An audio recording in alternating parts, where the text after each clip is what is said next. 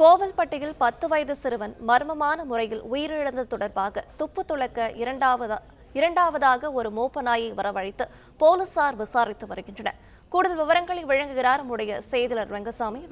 வணக்கம். இது பற்றின மேலும் விவரங்கள்.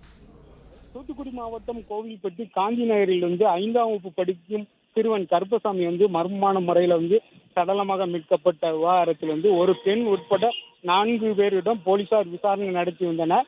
இந்த நிலையிலிருந்து தற்போது தூத்துக்குடி நிலையிலிருந்து ஏற்கனவே 2 மோப்ப நாய்கள் வரவழைக்கப்பட்டு போலீசார் ஆய்வில் ஈடுபட்டுள்ளனர். தற்போது 3வதாக கன்னியாகுமரியில் இருந்து நாய் வரவழைக்கப்பட்டு ஆய்வு பணியில் ஈடுபட்டு வருகின்றனர். இந்த நாயானது சிறுவன் அணிந்திருந்த உடைகளை வைத்து 2 மோப்ப நாய்கள் மூலமாக போலீசார் ஏற்கனவே சோதனை ஈடுபட்டு வந்த நிலையில் தற்போது 3வதாக சிறுவன் வீட்டின் அருகே உள்ள கள்ளச்சந்தையில் மது விற்பனை செய்யப்படும் இடம், அந்த பகுதியில் இருக்கும் தெருவுக்கள் பகுதியில் சென்றுவிட்டு மீண்டும் சிறுவன் வீட்டு பகுதிக்கு வந்தன.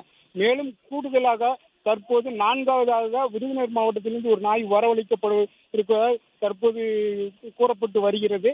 மேலும் இந்த அடிக்கடி தொடர்ந்து 3 நாய்கள் மோப்பத்தில் ஈடுபட்ட நிலையில் 4வது நாய் வரவழைக்கப்பட்ட விஷயம் தற்போது கோயில்பட்டி பகுதியில் பரபரப்பை ஏற்படுத்தி வருகிறது.